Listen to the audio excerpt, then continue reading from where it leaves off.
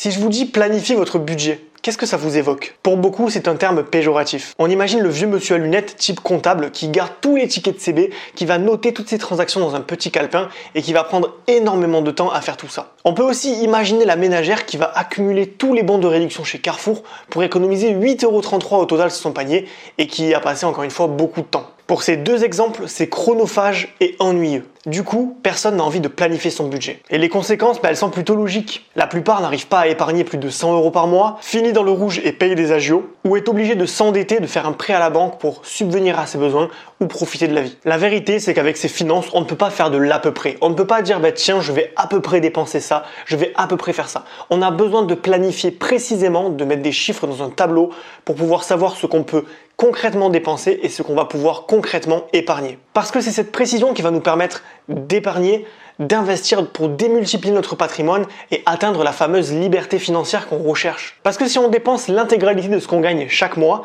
en fait on est condamné à rester bloqué dans le salariat parce que tous les mois on va devoir travailler pour subvenir aux besoins du mois précédent et on va toujours faire ça jusqu'à la retraite. Si on veut s'émanciper, si on veut gagner notre liberté financière, il va falloir épargner, investir et donc dépenser moins que ce qu'on gagne. Donc vous l'avez compris, tout passe par l'optimisation de votre budget, surtout quand vous ne gagnez pas énormément d'argent. J'ai déjà vu des personnes gagner 2000 € par mois et ne pas réussir à épargner plus de 100 €, comme j'ai déjà vu des personnes gagner 1200 € par mois et mettre 300 € de côté chaque mois. Ce qui différencie ces deux profils, ce sont leur gestion financière, la planification de leur budget. Du coup, vous l'avez compris, dans cette vidéo, je vous partage une méthode simple et rapide qui me permet depuis 5 ans de gérer mon budget de manière totalement automatisée et optimisée. C'est une méthode qui m'a permis de survivre avec 800 € par mois quand j'étais étudiant et qui me permet aujourd'hui de maîtriser mes dépenses à l'euro près pour épargner le plus possible, même si je ne suis pas plein aux as. Je peux donc préparer ma liberté financière mois après mois et ne pas compter sur la chance ou le hasard pour un jour le devenir. J'ai donc créé un tableau Excel 100% automatisé qui ne prend que 5 minutes par mois à remplir au début du mois. Et donc dans cette vidéo, je vais vous présenter son fonctionnement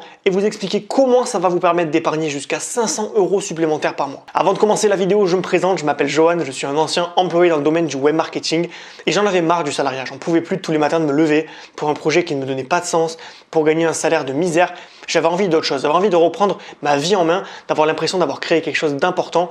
Et donc, du jour au lendemain, j'ai commencé à créer des petits projets rentables. Des petits projets rentables qui au début me rapportaient quelques euros par-ci par-là à côté de mon CDI, jusqu'au jour où j'ai tellement gagné en petits projets rentables que je me suis dit, tu es libre financièrement, tu peux partir et faire autre chose. Et aujourd'hui, le projet que je me suis donné, ma mission de vie, c'est d'aider le plus de salariés malheureux, désabusés du salariat, à retrouver leur liberté financière, géographique et temporelle, pour qu'ils puissent, au lieu de passer leur vie à travailler dans un bureau, profiter de la vie, profiter de leurs proches, de leur passion, vivre pleinement le temps qu'ils ont sous cette terre. Donc si vous en avez marre du salariat, que vous voulez retrouver vos libertés petit à petit pour un jour être libre et arrêter de travailler pour un patron jusqu'à votre retraite, je vous invite à vous abonner à la chaîne pour ne pas manquer les prochaines vidéos. J'en fais régulièrement sur le thème de la liberté financière. Et n'hésitez pas également à télécharger le fameux tableau dont je vous parle depuis tout à l'heure, le tableau qui va vous permettre d'économiser jusqu'à 500 € de plus par mois en optimisant vos dépenses. Donc ce tableau, je vous le mets dans la description, vous pouvez le télécharger gratuitement. Allez, c'est parti, on se retrouve sur mon ordinateur pour vous montrer le tableau. Donc nous voici sur mon ordinateur et donc je vais vous présenter le fameux tableau que j'utilise de manière mensuel, donc tous les mois je prends 5 minutes au début du mois pour remplir toutes les données de ce tableau en sachant que je gagne donc de l'argent de manière passive, donc avec plusieurs petits projets rentables, donc vous allez voir pourquoi je vous dis ça, et en sachant que je ne suis plus salarié, donc je ne gagne plus de salaire fixe. Mais c'est pas grave, ce qui va nous intéresser, c'est pas les valeurs, mes valeurs, ça va être des valeurs test. Là j'ai mis des valeurs test dans le tableau, c'est pas vraiment ce que je paye, c'est pas vraiment ce que je gagne, pour des raisons évidentes de confidentialité, vous le comprendrez. Donc voilà, aujourd'hui je vous montre l'envers du décor de ce tableau qui en 5 minutes par mois me permet de savoir exactement combien je vais pouvoir garder, investir, combien je vais avoir besoin pour vivre, etc. Donc on passe directement sur la première colonne qui est la colonne revenus. Donc dans cette partie-là, vous allez noter tout ce que vous gagnez de A à Z. Donc tout ce qui rentre sur votre compte bancaire chaque mois. Donc là par exemple, si vous êtes salarié et que vous gagnez 1400 € net, vous allez taper 1400 €. Ici, si vous gagnez un variable, par exemple ce mois-ci vous avez fait 255 de variable, vous allez pouvoir rentrer le montant ici, en net, encore une fois, et ça va vous noter, ça va augmenter le total net en bas. L'avantage, c'est que vous allez aussi avoir un pourcentage. Donc vous allez voir que par exemple, aujourd'hui, vous êtes sûrement à 100% de votre salaire fixe. Donc 100% de votre revenu, c'est un salaire fixe. Demain, il faudrait qu'on se rapproche de 50-50, voire de 0-100. En sachant que plus vous allez gagner de l'argent par votre propre moyen, par vos propres moyens, et plus vous allez être libre financièrement. Donc l'idée, c'est de réduire le pourcentage de votre salaire fixe au maximum pour réussir à être libre financièrement. Donc ça va vous permettre de suivre votre progression dans votre quête de liberté financière. Par exemple, donc admettons vous gagnez 1400 euros, ici vous gagnez 0, et vous avez 0 en petit projet rentable. Demain, vous créez un premier petit projet rentable et vous allez gagner par exemple 50 euros par mois. Donc vous êtes passé de 100% du salariat à 96 et 4% de votre propre chef. Demain, vous lancez une chaîne YouTube, elle commence à décoller, vous faites 200 euros par mois en vendant des formations et avec la publicité. Vous voyez qu'on est passé à 84% ici et qu'on est à 15% de petits projets rentables. Et on peut faire ça sur 4 petits projets rentables. Alors j'en ai mis que 4, on peut très bien aller beaucoup plus loin. Voilà.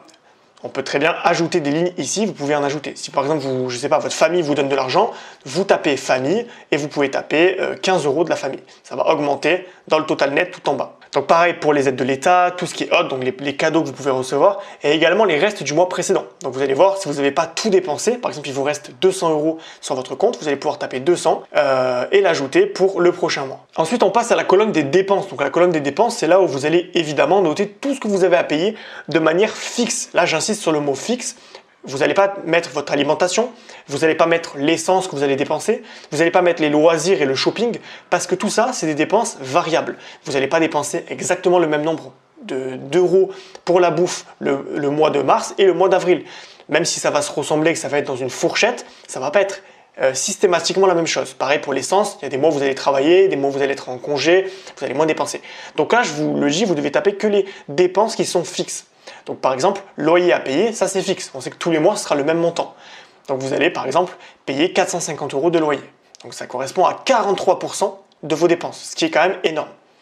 Ensuite, est-ce que vous payez un parking en plus? Peut-être, j'ai pas 80 euros de parking. Ensuite, l'électricité / le gaz. Donc ça dépend si vous êtes gaz, électricité ou les deux. Et ensuite, vous allez pouvoir taper toutes les dépenses fixes de type Internet, donc la box Internet, qui par exemple va être de 19,99 €. Votre abonnement au portable, donc peut-être 9,99 €, vos assurances, tous les abonnements de type Spotify, par exemple Spotify, on va pouvoir mettre, je sais pas, 9,99 €. On va avoir peut-être d'autres abonnements, si vous êtes inscrit à une salle de sport. Donc salle de sport, vous allez mettre par exemple 19 € par mois. Et donc petit à petit, vous allez voir que les pourcentages vont évoluer et qu'également le total de vos dépenses va apparaître ici en bas. Donc là, c'est toutes les dépenses liées à votre logement et à l'énergie. Ici, c'est toutes les dépenses liées à des abonnements, à la banque, donc le prix de votre carte bancaire par exemple, les remboursements de crédit, si vous en avez, peut-être 300 € par mois. Voilà, on va mettre 0. La mutuelle, les assurances, voiture et habitation. Vous allez noter toutes les dépenses qui sont dans votre vie. Donc par exemple, des choses que je n'aurais pas moi et que vous auriez, ce serait peut-être, je sais pas moi, l'école privée pour votre enfant. Donc l'école privée, ça peut être peut-être 200 € par mois. Et vous allez pouvoir taper toutes vos dépenses ici. Donc n'hésitez pas à rajouter des lignes si vous en manque, vous pouvez tous dans ces espaces ajouter des dépenses. Ensuite, vous avez la partie impôt. Donc la partie impôt, elle est en vert. Ça va être déjà l'impôt sur l'auto-entrepreneur. Donc si vous commencez à créer des petits projets rentables, vous allez être amené à avoir des dépenses, enfin des revenus qui vont être d'auto-entrepreneurs, donc d'entrepreneurs hors du salariat, et vous allez devoir les déclarer. Donc la bonne nouvelle, c'est que quand vous allez les mettre dans ces 4 lignes-là, automatiquement les impôts vont être calculés. Je vais par exemple mettre 200 € ici au lieu de 85, et vous allez voir que le montant qui est ici va automatiquement évoluer. Ça calcule sur une base de 0,22, donc 22% à reverser en cotisation sociale, c'est le taux légal actuellement.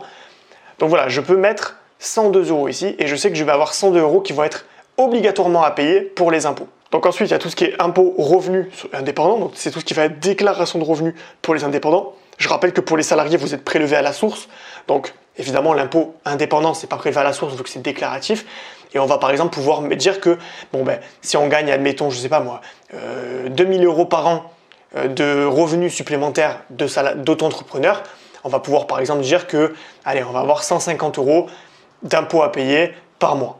Donc je vais pouvoir rajouter ici la colonne. Ici, c'est la taxe d'habitation / la redevance télé. Donc la taxe d'habitation est en train de disparaître, mais la redevance télé, on doit payer une fois par an. Admettons, je crois que c'est de l'ordre de 130 €. On va pouvoir faire 130 divisé par 12, ça fait 10,83 € par mois à mettre de côté pour pouvoir la payer d'une traite et ne pas avoir de trou dans son budget. Ensuite, il y a une partie épargne, donc une partie épargne et une partie investissement qu'on va voir juste un tout petit peu plus tard. Je vais remettre 0. Et enfin, ici, c'est tous les frais professionnels qui vont être liés à votre activité de petits projets rentables. Quand vous allez créer des petits projets rentables, vous allez voir que parfois, il faudra investir dans des petits outils, payer une plateforme, acheter un hébergement web pour créer un site internet. Il va y avoir des petits frais qui sont malheureusement incompressibles et qu'il faudra compter dans votre budget quand même parce que c'est de l'argent que vous dépensez. Donc, je me suis volontairement pas encore concentré sur l'épargne et les investissements parce que je voulais d'abord vous montrer cette partie-là. Là, ici, c'est le total de vos dépenses. Donc, vous voyez que vous gagnez 1729 €, vous avez dépensé 1239, donc il vous reste un reste à vivre de 489 €. C'est-à-dire, ça comprend les loisirs, l'essence et la nourriture. Donc transport, loisirs, nourriture. Dans les loisirs, évidemment, j'englobe tout ce qui est shopping, les fringues et compagnie. Tout ça, c'est du loisir, c'est des choses qu'on achète pour le plaisir. Et donc, en fait, ce reste à vivre, ça va être vraiment important parce que c'est grâce à ça qu'on va savoir combien on peut épargner et investir chaque mois. Donc, je vous donne un exemple. Je sais que personnellement, j'ai besoin d'un reste à vivre de 600 € pour pouvoir finir le mois sans problème. C'est-à-dire pouvoir manger à ma faim, me déplacer comme je le souhaite et également pouvoir m'acheter de temps en temps un peu de fringues, pouvoir sortir au restaurant quand je peux, boire un coup avec mes amis. Voilà, je vais pouvoir avoir un reste à vivre en loisir qui est de cet ordre-là. Alors, il y a des gens, ça va être 600 €, et là, ça va être 2000, ça va être différent pour chaque personne. Moi, ce que je vous conseille, c'est de viser un reste à vivre qui soit réaliste. Quand je dis un truc réaliste, c'est-à-dire il faut que vous calculiez chaque mois combien vous dépensez en loisirs, nourriture et essence pour savoir combien vous avez besoin de reste à vivre. Essayez, commencez par exemple 1000 € de reste à vivre, et si vous voyez qu'il vous reste de l'argent à la fin du mois, vous pourrez alors baisser à 800 et vous calquer sur le meilleur reste à vivre. Le mieux, c'est d'avoir le reste à vivre le plus faible possible, mais que ça reste réaliste pour pouvoir mettre le plus d'argent de côté et investir le plus possible. Donc je vous fais un exemple en temps réel. Donc par exemple, vous gagnez 1500 € net, vous gagnez, on va dire, allez, on va mettre des chiffres au hasard, hein. Voilà, vous gagnez à peu près, voilà, ça en petit projet rentable, donc ça vous rapporte, on va dire, allez, 200 € au total, 250 €. Vous gagnez peut-être, allez, 78 € d'aide de l'État, et voilà, on va en rester là. Donc vous gagnez 1723 € net. De votre côté, vous avez un loyer de 450 €. Donc 400, on va dire 400 € pour que ce soit quand même réaliste. On va mettre 0 en parking, voilà, on va mettre 40 € d'électricité, 19 € d'internet, 9,99 € de portable, 9,99 € de Spotify. On va partir du principe que vous n'allez pas en salle de sport, que vous avez une assurance habitation et voiture qui vous coûte à peu près 60 € par mois, une mutuelle qui vous coûte 30 €, une banque qui vous coûte 10 € et pas d'école privée parce que on va dire que vous n'avez pas d'enfants ou que vous les mettez dans le public. Donc là, je vois que j'ai également 150 €, alors on va mettre un peu moins du coup par rapport à ce que vous gagnez, on va mettre 50 € par mois de revenus indépendants. Là, ça se calcule automatiquement, on ne touche pas. Taxe d'habitation, on va pouvoir mettre à peu près 10,83 €, c'est ce qu'on avait calculé. Et on va mettre 0 ici. Voilà, vous payez, on va dire, 8 € d'outils par mois pour votre business. Donc, qu'est-ce que je vois? Je vois que j'ai un reste à vivre de 1109 € parce que j'ai 1800 € de gains et 713 € de dépenses. Donc, il me reste 1109 € de reste à vivre. La plupart des gens, qu'est-ce qu'ils feraient? Ils prendraient ces 1109 € et ils les dépenseraient. Ils les dépenseraient pour partir en vacances, pour aller au resto plus souvent, pour commander plus souvent. Bref, ils vont faire des choses qui ne vont pas forcément aller dans le sens de l'indépendance financière. Vous, ce que vous voulez, ça va être d'économiser au maximum votre argent. Donc en partant du principe, dans mon cas de figure où j'ai besoin de 600 € de reste à vivre, eh bien, tout simplement, je vais pouvoir mettre de l'épargne ou de l'investissement jusqu'à qu'il reste 600 € de reste à vivre. Donc par exemple, je vais mettre 300 € en bourse, il me reste 809 € de reste à vivre, donc j'ai encore 200 € à investir ou à épargner. Et par exemple, je vais pouvoir mettre 200 € dans mon épargne. Donc si je gagne 1823 € et que j'ai besoin d'un reste à vivre de 609 €, je peux épargner 200 € et investir 300 €. Donc au final, j'ai toutes mes cases qui se mettent à jour. Ici, ça veut dire que avant de dispatcher l'argent dans tous mes comptes, je vais devoir mettre 1863 € dans mon compte courant. Une fois que j'aurai envoyé l'argent dans tous les comptes, c'est-à-dire le compte commun, le compte impôt, le compte épargne et l'investissement, il me restera 797 €. Donc, je vis en couple, je vis dans un appartement que je paye divisé par 2 avec ma copine. Donc forcément, ici, le compte commun, 440 €, je paye la moitié de tout ce qui est électricité et loyer. Donc là, vous voyez, 400 plus 40, ça fait 440. On paye à peu près 80 € d'électricité et 800 € de loyer. Donc au final, ça fait 440 chacun. Ensuite, j'ai créé un compte épargne que j'ai appelé impôt. Vous n'êtes pas obligé de le faire, vous pouvez garder votre argent sur une épargne, sur un livret A, mais il vaut mieux quand même le diviser si vous pouvez le faire avec votre banque. J'ai créé un petit compte impôt dans lequel je vais juste verser 125,73 € qui vont être les impôts de l'entrepreneur, les impôts sur le revenu, la taxe d'habitation, et tout ça, ça fait à peu près 125 € à mettre de côté chaque mois pour que le jour où j'ai mes impôts à payer, je puisse tout simplement piocher dans ce compte-là et vous verrez que le compte sera exactement ce dont vous avez besoin. J'ai mis sur mon épargne 200 €, donc je vais pouvoir mettre 200 € directement dans mon livret A et je vais pouvoir envoyer 300 € vers la bourse.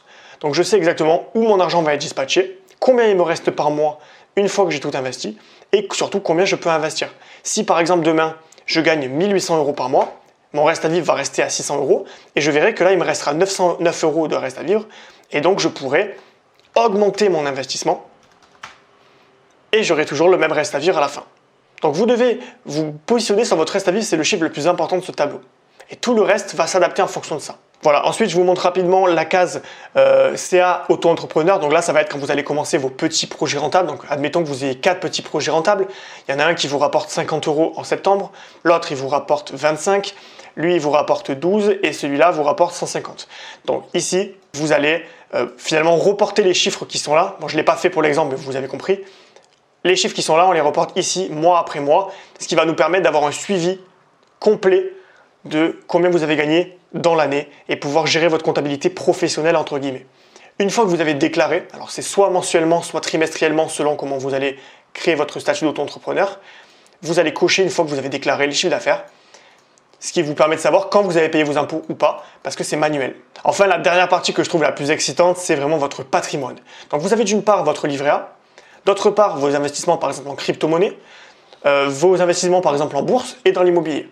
Vous avez le total de votre épargne qui apparaît ici. Donc si vous avez autre chose, par exemple une montre de luxe qui coûte 10 000 €, vous allez pouvoir mettre montre luxe 10 000. Voilà, ça, il n'y a aucun problème. C'est vous qui allez pouvoir gérer votre tableau. Donc là, je l'enlève. Mais du coup, voilà. Par exemple, admettons que vous ayez 3 000 € sur votre livret A. Ce mois-ci, vous avez rajouté 200, donc vous allez mettre 3 200. Ici, vous avez votre investissement, vous avez mis 600 € dans le Bitcoin. Le Bitcoin a pris de la valeur. Aujourd'hui, vous en avez 1000, vous allez taper 1000. Alors, c'est manuel, hein, c'est pas automatique, mais ça va vous permettre d'avoir un aperçu de vos finances. Et par exemple, vous avez mis 14 000 € en bourse, vous avez rajouté 600, donc vous êtes à 15 100 €. Et admettons, vous avez acheté un appartement qui vous a coûté 70 000 € à la banque, vous allez pouvoir taper 70 000.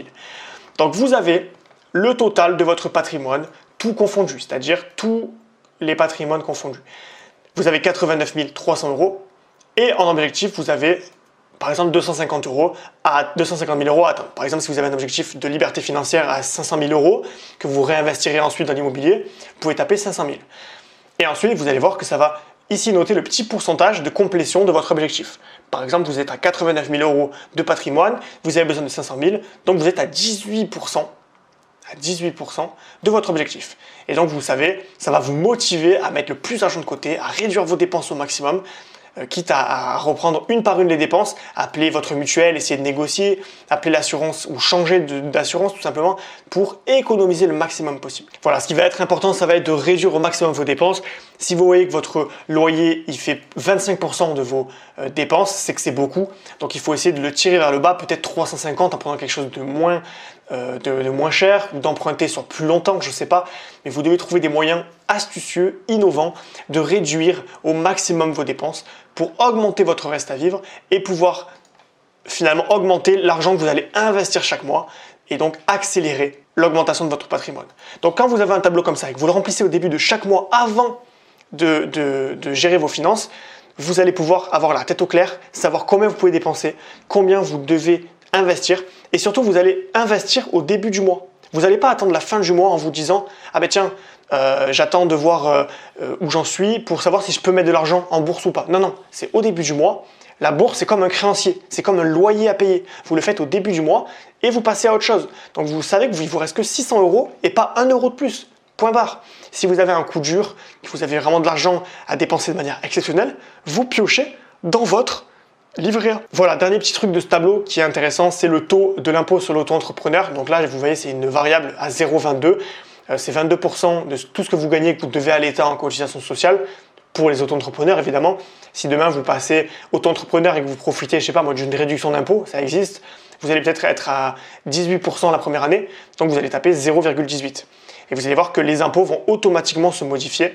Là voilà, je suis à 18, c'est 53 €. Je mets à 22, je passe à 64 €. Donc ça dépend du taux que vous allez avoir par rapport à votre statut juridique. Voilà, c'est la fin de cette vidéo. J'espère qu'elle vous a plu. J'espère que ce tableau va vous être utile. N'hésitez pas à le télécharger en description. Vous pouvez le trouver gratuitement. Il y a un petit lien, vous cliquez dessus, vous le téléchargez. Je vous l'envoie directement dans votre boîte mail. Et également, vous allez recevoir mes meilleurs conseils pour atteindre la liberté financière. Voilà, également, si vous avez aimé la vidéo, n'oubliez pas de vous abonner. Je fais régulièrement des vidéos sur ce thème. Donc voilà, ça prend 2 secondes. Vous activez la petite cloche et vous recevez directement mes vidéos dès que j'en sors une.